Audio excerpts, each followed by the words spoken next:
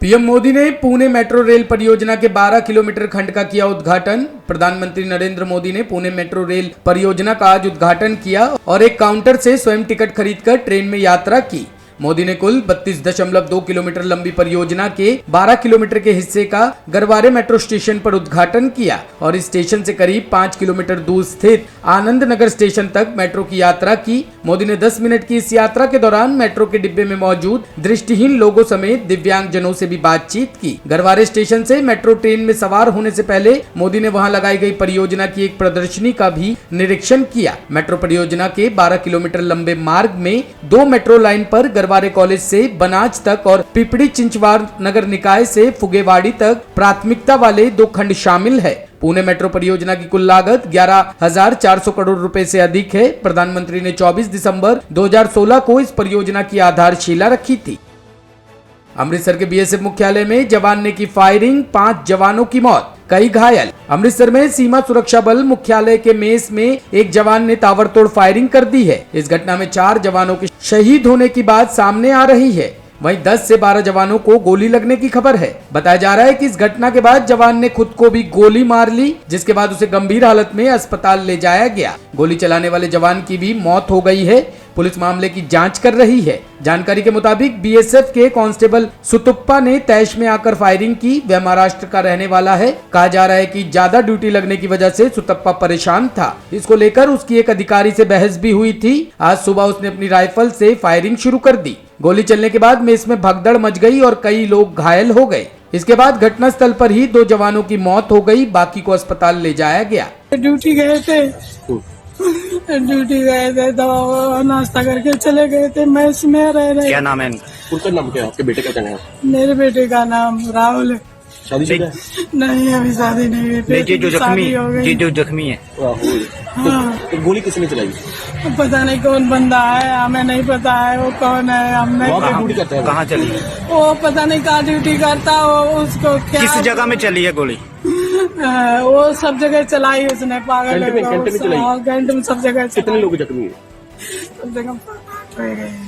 आप विधायक का आरोप, स्कूलों को बंद कर गरीब बच्चों से शिक्षा का अधिकार छीन रही एमसीडी। नगर निगम चुनाव नजदीक आते आते पार्टियों के द्वारा आरोप प्रत्यारोप का दौर शुरू हो गया है। आम आदमी पार्टी ने भाजपा शासित एमसीडी पर एक के बाद एक सभी स्कूलों को बेचने का आरोप लगाया। आप विधायक विशेष रवि ने कहा कि करोल बाग के कई स्कूलों को बेचने के बाद एमसीडी ने एक और प्राथमिक स्कूल पर ताला लगाने का प्रस्ताव लाए हैं। एमसीडी सभी बच्चों को 2 किलोमीटर दूरी पर स्थित स्कूल में भेजने की तैयारी कर रही है। इसकी पुष्टि खुद स्कूल के प्रिंसिपल ने की है।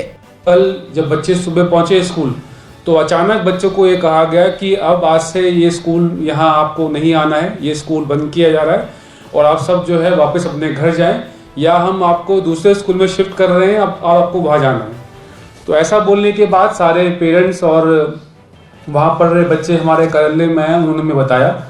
उसके बाद हमने जो वहाँ प्रिंसिपल है उनको बात करी, उन्होंने ये जानकारी को जो है सत्य बताया कि एमसीडी ने इस स्कूल को बंद कर दिया है, इस स्कूल को अब ख़त्म किया जा रहा है।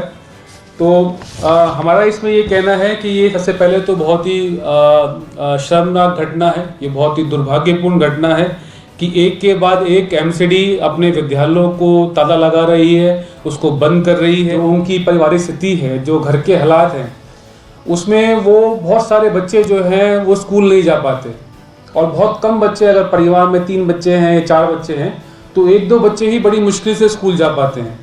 और ये जो बच्चे यहाँ पढ़ रहे थे, जो 250 से 300 बच्चे यहाँ पढ़ रहे थे, अब इनको अगर अचानक एमसीडी स्कूल बंद कर देगा, वो स्कूल पे ताला लगा देगा, तो हम ये अंदाज़ा लगा सकते हैं कि इसमें से कितने बच्चे, कितने पेरेंट होंगे जो ये स्कूल बंद होने के बाद दूसरे स्कूल जो यहाँ से 2 किलोमीटर की दूरी पे है वहाँ अपने बच्चों को लेके जाएंगे या वहाँ जाके उनका दाखिला कराएंगे।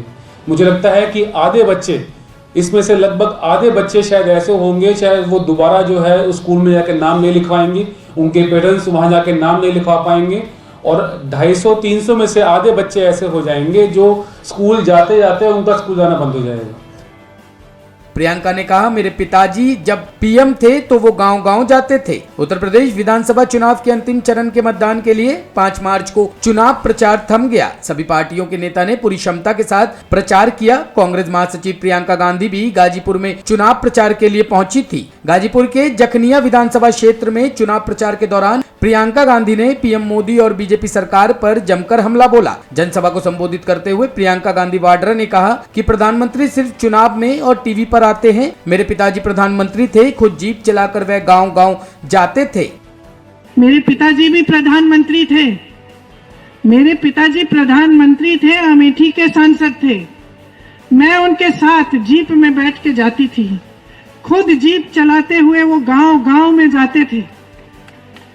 गांव में प्रेम बहुत मिलता था। जो भी मिलता था, गरीब से गरीब हो, उनको घर में ले आता था, कुछ खाने को देता था, बिठाता था। राजीव भैया कहते थे उनको, लेकिन कोई उनको छोड़ता नहीं था। पूछते थे, अच्छा भैया ये सड़क आपने बना तो दी, लेकिन इसमें अब गड्ढे आ गए हैं। आपने बिजली के खंभे तो लगवा दिए, तार कब आएंगे? भैया हमारी पाठशाला जो है ये ठीक नहीं है, इसको ठीक कराइए।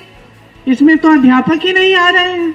कभी कभी डांट भी देते थे कि भैया वापस मत आना, अगर ये काम नहीं करोगे तो हम वोट नहीं देंगे तुम्हें। कि आज प्रधानमंत्री मंच पे ही आते हैं, दिखते हैं तो चुनाव के समय या टीवी पर, और जब आते हैं तो आपसे कहते हैं कि आप पे बहुत बड़ा एहसान किया है उन्होंने, एक बुरा राशन पकड़ा दिया, आपने खाता खोल दिया, ये 500-600 रुपए भेज दिए, 2000 रुपए भेज दिए, बहुत बड़ा एहसान। खुद कहते हैं कि जनता ने मोदी जी का नमक खाया है, हमने टोका तो बदल दिए, 2 दिन में बदल दिए।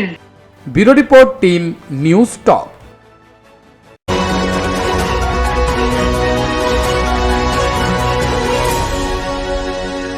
Preview.